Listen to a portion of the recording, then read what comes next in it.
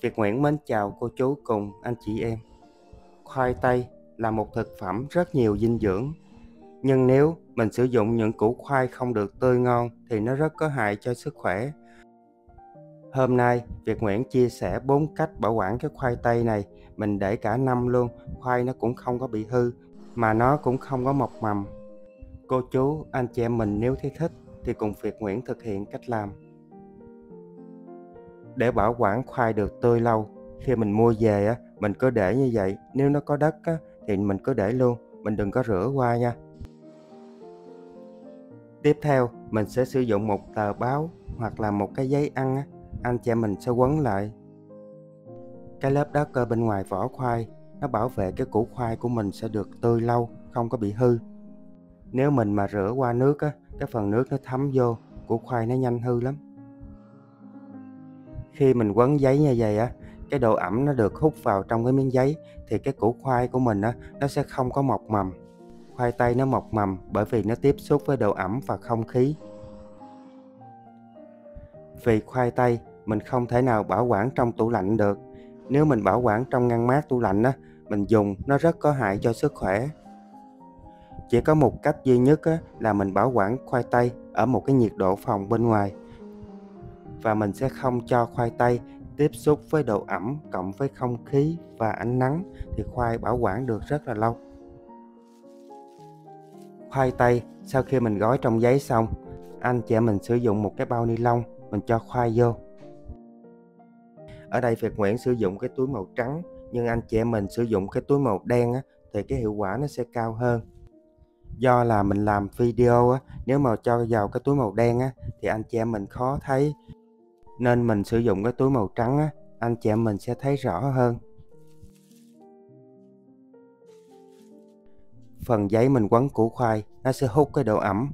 Mình sẽ cột chặt cái bao ni lông lại để cái không khí nó không có lọt vào bên trong thì khoai nó sẽ không có mọc mầm. Nếu mình sử dụng cái bao ni lông đen mình cột lại thì cái phần khoai tây nó không tiếp xúc được với ánh sáng. Khoai mình bảo quản nó sẽ được tươi lâu hơn nữa. Với cái cách bảo quản khoai như vậy, anh chị mình để bên ngoài 3 tháng cũng không có hư luôn, mà cũng không có mọc mầm.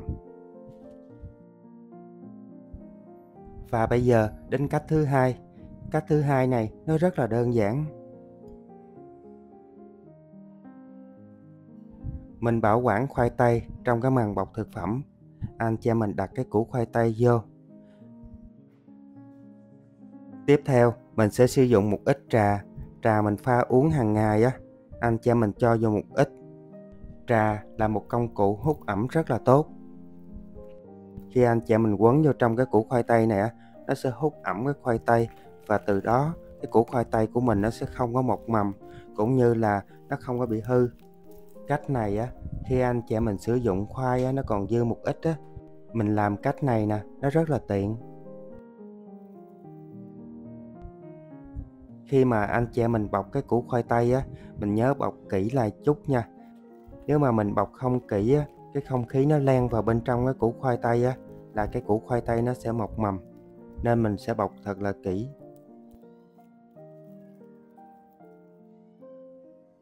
Bảo quản khoai tây mà theo cách này bao tươi ngon luôn, không có bị hư, bao không có mọc mầm luôn nha.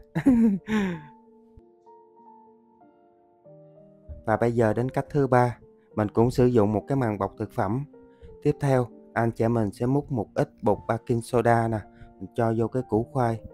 Bột baking soda nó hút ẩm cũng rất là tốt. Bây giờ mình cũng quấn lại.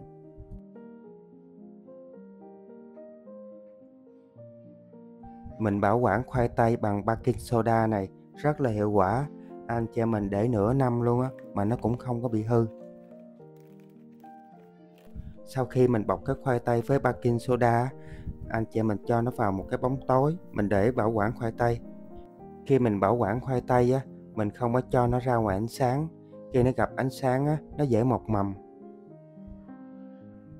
Cách thứ tư, mình sẽ sử dụng một cái thùng cạc tông. Kế đến là mình sử dụng cái quần áo cũ anh chị mình cho khoai vô. Mình bảo quản khoai tây theo cách này giống như là cách truyền thống vậy đó. Nếu mà gia đình mình có tro bếp là mình khỏi cho quần áo cũ vô. Anh chị mình cứ lấy khoai tây nè, mình lùi ở trong cái tro bếp.